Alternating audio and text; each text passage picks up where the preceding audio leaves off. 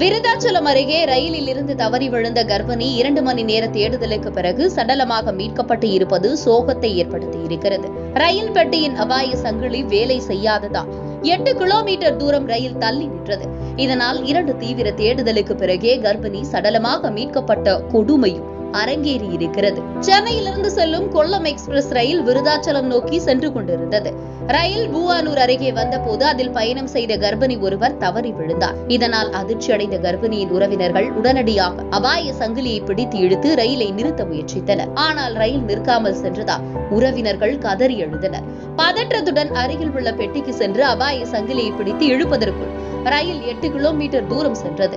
உடனடியாக ரயிலில் இருந்து இறங்கிய அவரது உறவினர்கள் இருள் சூழ்ந்த பகுதியில் கர்ப்பிணியை தேடினார்கள். ஆனால் கர்ப்பிணி கிடைக்காததால் விருதாச்சலம் ரயில் நிலையத்தில் உள்ள ரயில்வே போலீசார் தகவல் அளிக்கப்பட்டது. ரயில்வே போலீசார் நடத்திய விசாரணையில் ரயிலில் இருந்து கீழே விழுந்த சங்கரன் கோவில் கிராமத்தை சேர்ந்த சுரேஷ்குமார் என்பவரின் மனைவி கஸ்தூரி என்பதும் வளைகாப்புக்காக சென்னையில் இருந்து உறவினர்களுடன் ரயிலில் சென்றதும் தெரிய வந்தது. இதையடுத்து விரைந்து சென்று ரயில்வே போலீசார் கஸ்தூரியை தேடும் பணியில் ஈடுபட்டனர்.